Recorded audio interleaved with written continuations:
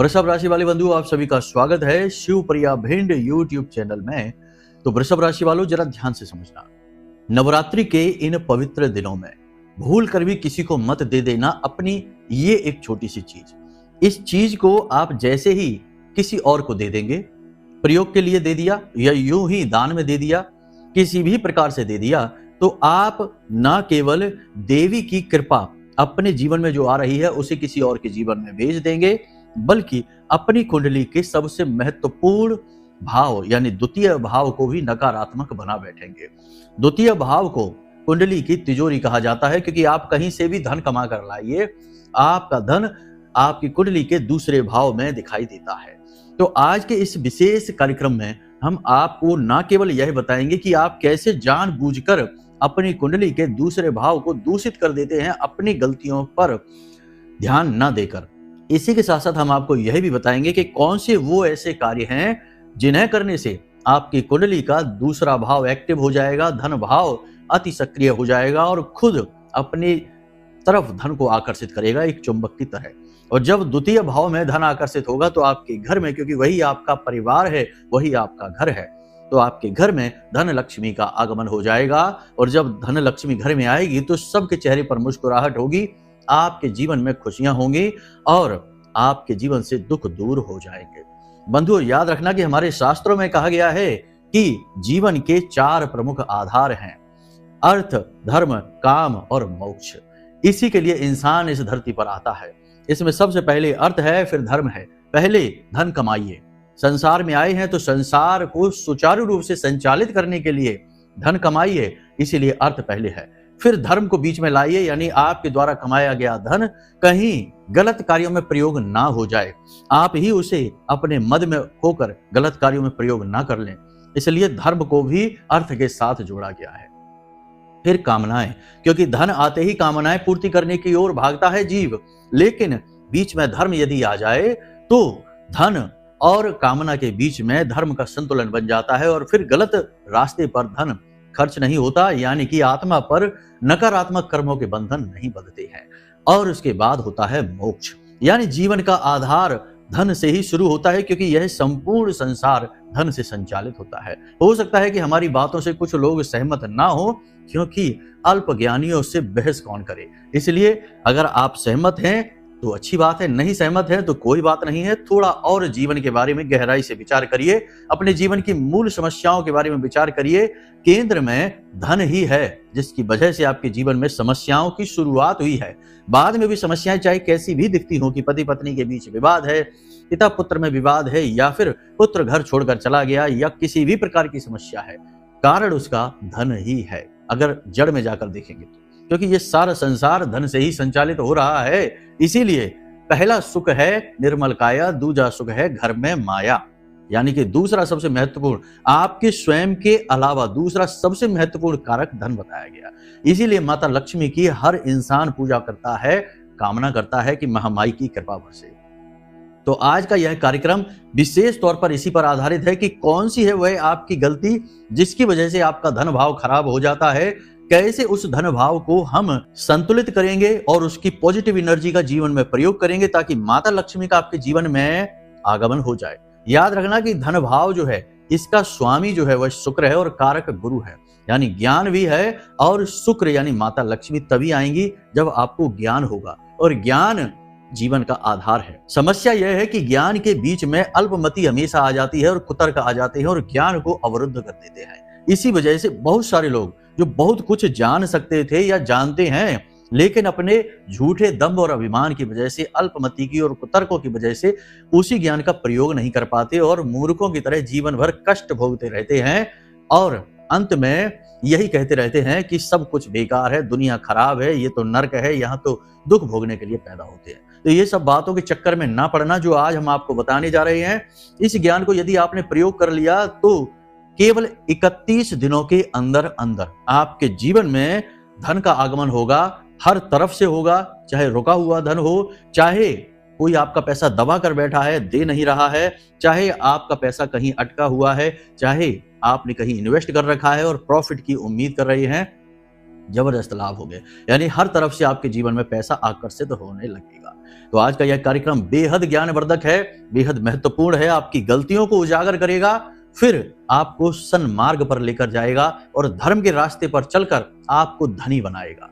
तो बस इस कार्यक्रम को देखना है, अंत तक देखना है, सारी बातों को ध्यान से समझना है, चीजों को नोट करते चलना है। कुछ चीजें बारीक हैं, उन्हें समझना और नोट करना जरूरी है, वरना आप भूल जाएंगे, फिर बाद में कहेंगे गुरुजी आपने क्या कहा था, हमें याद नहीं है, या फिर दोबारा से वीडियो देखना पड़ेगा। तो ध्यान के साथ बैठिए, कॉपी पेन लेकर बैठिए और चीजों को नोट करते चलिए। जो बातें बारीक हैं उन्हें लिखते चलिए, ठीक है। अब ध्यान से समझते हैं। चलिए आज के इस महत्वपूर्ण कार्यक्रम को शुरू करें। महामाई को याद करते हुए, महामाई के दिन ही चल रहे हैं, आज से नवरात्र प्रारंभ हो चुके हैं, तो कमेंट बॉक्स में पूरे भक्ति भाव से लिख डालिए, जय मां भद्रकाली कृपा करो। महामाई बहुत दयालु हैं, आपके निवेदन को जरूर स्वीकार करेंगी और आपके ऊपर उनकी कृपा अवश्य होगी। तो चलिए बंधु, अपने मूल विषय को शुरू करते हैं। अब ध्यान से सुनिए। प्यारे मित्रों, हमारे अत्यंत प्रिय और परम पूज्य अमिताचार्य जी के पास माँ बगलामुखी और माँ भद्रकाली की साधनाओं का वर्षों का अनुभव है और माता रानी की इनके ऊपर पूर्ण कृपा और सिद्धि है। आचार्य जी ने अपने सटीक कुंडली विश्लेषण और श्रेष्ठतम उपायों के माध्यम से हजारों लोगों के जीवन को खुशियों से भरा है। आचार्य जी का कुंडली विश्लेषण और उपाय करवाने का तरीका इतना अद्भुत है कि जीवन के हर एक दुख और कष्ट का कारण जड़ से ही समाप्त हो जाता है। फिर समस्या चाहे जैसी भी हो, कर्जा बहुत बढ़ गया हो, व्यापार चल नहीं रहा हो, बीमारियों में आप बर्बाद हो चुके हो, रिश्तों में प्रेम समाप्त हो चुका हो, या फिर नौकरी ही ना मिल रही हो, विवाह में देरी होती हो, कैसी भी समस्या हो, इन समस्याओं का कारण क्या है, कौन सी महादशा परेशान कर रही है, कौन सा दोष लगा हुआ है, सब कुछ आचार्य जी इतना सटीक बताते हैं कि वर्षों वर्ष के दुख कुछ ही दिनों में समाप्त हो जाते हैं। अगर आपके जीवन में भी कोई ऐसी संकट की घड़ी है तो यही सही समय है जब आप पूज्य आचार्य जी के हाथों से अपनी कुंडली का विश्लेषण करवाएं और वर्षों से चल रहे दुखों और संकटों के इस चक्र से बाहर निकल जाएं। प्यारे मित्रों, अभी वीडियो में दिए गए नंबरों पर फोन करिए और अपनी कुंडली का श्रेष्ठतम आकलन करवा डालिए। जिंदगी बदलने का ये सबसे बड़ा मौका हाथ से मत जाने दीजिएगा। जय माई की, महामाई आपका कल्याण करे। क्या ऐसा कारण है जिसकी वजह से धन लक्ष्मी की कृपा आप तक नहीं पहुंच पाती है? मेहनत करने के बाद भी फल नहीं मिलता है। जब भी बात पैसे की आती है, बात अटक जाती है, मेहनत पर पानी फिर जाता है। ऐसा क्यों होता है? कुछ चीजें हैं जो आपकी भी कमियों को बताएंगी, ध्यान से समझिए। कुछ कमियां आपके अंदर भी हैं। एक ऐसा इंसान जो कभी ना कहना नहीं जानता है, कभी धनी नहीं हो सकता है, कभी वह पैसे को आकर्षित नहीं कर सकता है, ना ही दैवीय कृपा को आकर्षित कर सकता है, क्योंकि यह दुनिया, यह संसार इस प्रकार से बना हुआ है कि यहाँ बहुत सारे लोग ऐसे हैं जो दूसरों के संसाधनों का शोषण करके दूसरे के जीवन से सकारात्मक ऊर्जा को खींचकर अपने जीवन को संचालित कर रहे हैं। यही उन्होंने व्यवसाय बना रखा है। आप यदि इंसानियत दिखाएंगे, रिश्ते नातों का लिहाज जरूरत से ज्यादा करेंगे, तो आप हमेशा दूसरों की ही सेवा में लगे रहेंगे। आप अपने जीवन के बारे में कभी सोच ही नहीं पाएंगे और ये आपकी बर्बादी का सबसे बड़ा कारण बनेगा। तो सबसे पहले, हर जगह नहीं लेकिन किन्हीं जगहों पर आपको ना अवश्य कहना ही होगा। आप समझ जाइए कि यह व्यक्ति कैसा है, क्या काम आपसे करवाना चाहता है, कैसी इसकी उम्मीदें हैं। यदि जरा भी मिलावट दिखाई दे, दोष दिखाई दे, उससे पल्ला झाड़ लीजिए, ना कह दीजिए। कोई जरूरत नहीं है, बिल्कुल डरने की जरूरत नहीं है। ऐसे लोग आपसे कभी रिश्ता नहीं तोड़ेंगे, वे हमेशा आपसे चिपक कर रहेंगे, क्योंकि आज नहीं तो कल आप उनके काम आ ही जाएंगे। लेकिन आपको ना कहना तो सीखना ही पड़ेगा। यह सबसे बड़ा दोष होता है, सबसे बड़ी समस्या होती है। अब छोटी सी बातें और हैं जिन्हें ध्यान से समझिए। अपने काम को छोड़कर इधर उधर टाइम पास करना, गप्पे हाँकने में ज्यादा मन लगना, अपने जीवन के बारे में गंभीर ना होना और कुतर्क और फिजूल के सवालों में जीवन को बर्बाद करते रहना। कोई भी आकर जब आपको कुछ अच्छा बताए तो उसकी बात को गंभीरता से ना लेना, हमेशा कुतर्क के दायरे में उसे रखना और उल्टे सीधे विचारों से उसकी बात को खारिज कर देना। देखिए, जब कोई इंसान, ज्ञानी व्यक्ति आपके सामने आता है और वो कुछ बात बता रहा है, तो जरूरी नहीं कि वे बातें सब झूठ ही हों। कुछ बातें ऐसी भी होती हैं जिनसे कि हमारे जीवन में सफलता के दरवाजे खुल जाते हैं। लेकिन अगर हम हर बात को शक की नजर में देखेंगे, हर इंसान पर शक करेंगे, हर व्यक्ति की बात को झूठ और गलत साबित करते फिरेंगे, तो फिर हमें मार्ग कहां से मिलेगा, ज्ञान कहां से प्राप्त होगा? भगवान तो स्वयं प्रकट होंगे नहीं हमारे सामने, तो किसी न किसी व्यक्ति के माध्यम से जो बातें आपके जीवन में आ रही हैं उन्हें गंभीरता से लीजिए, हर बात को समझिए, जो ठीक लगे उसे प्रयोग करिए, जो ठीक ना लगे उसे छोड़ दीजिए, लेकिन कम से कम एक सही तर्क संगत बातों का आकलन तो करिए।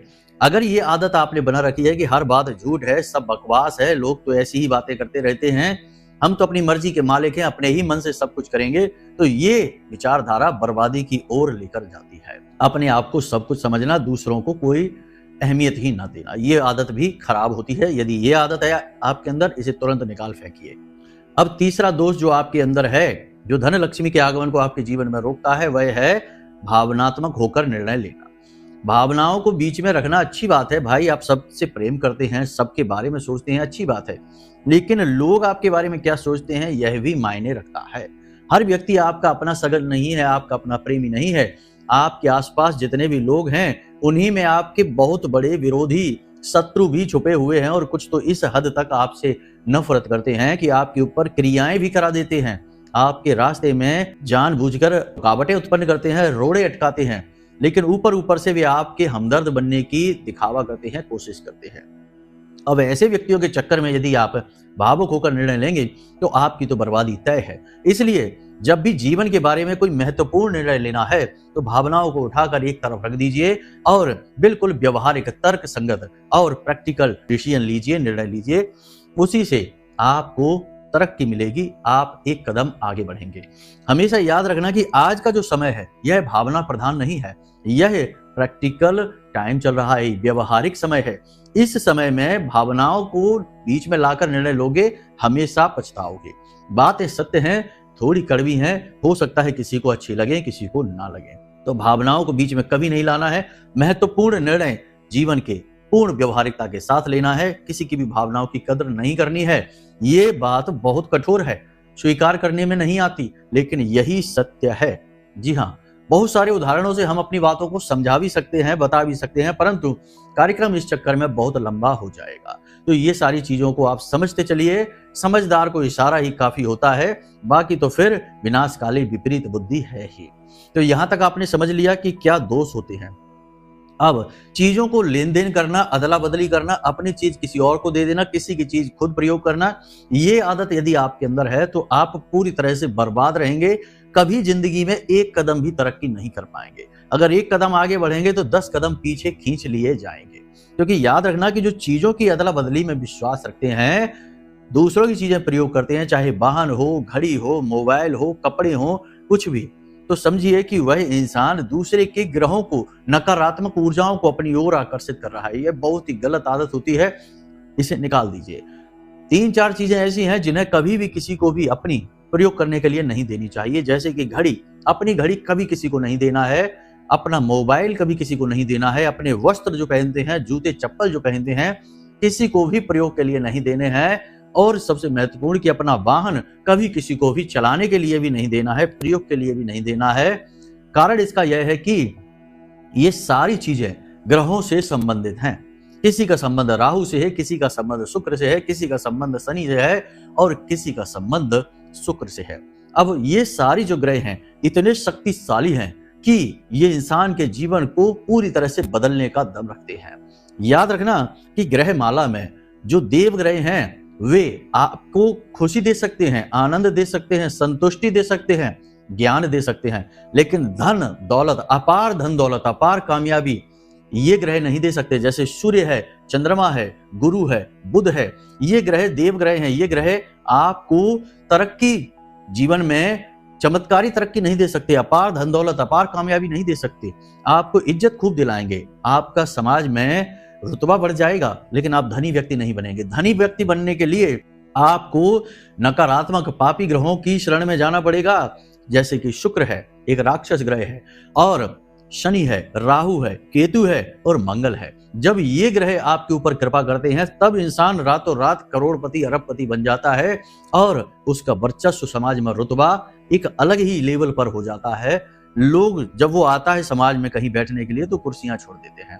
तो आपको इन ग्रहों से जुड़ी चीजें कभी किसी को भी नहीं देनी है, खास तौर से अपनी घड़ी, क्योंकि घड़ी का सीधा संबंध राहु से हो जाता है। तो इन बातों का ध्यान रखिए। हम देखते हैं कि अक्सर आपकी राशि के जातकों के अंदर ये दोष पाया जाता है कि चीजों की अदला बदली करते रहते हैं। अब बात करते हैं कि कौन सी है वह एक चीज, लेकिन उससे पहले आपको बता दें कि आपकी कुंडली का दूसरा जो भाव है, अपनी कुंडली उठाकर आप देखिए, अपनी कुंडली में देखिए कि दूसरा भाव जो है वह, पहला तो लगन हो गया, उसके बाद दूसरा भाव है, वह भाव जो है वह धन की तिजोरी कहा जाता है। उसमें धन दिखता है कि आपके पास जीवन में कितनी धन दौलत होगी। यदि आपने उस भाव को दूषित कर दिया तो आप जीवन में कभी धनी नहीं बन सकते। अब जैसे कि कहा जाता है, यत्र नार्यस्त पूज्यन्ते रमन्ते तत्र देवता।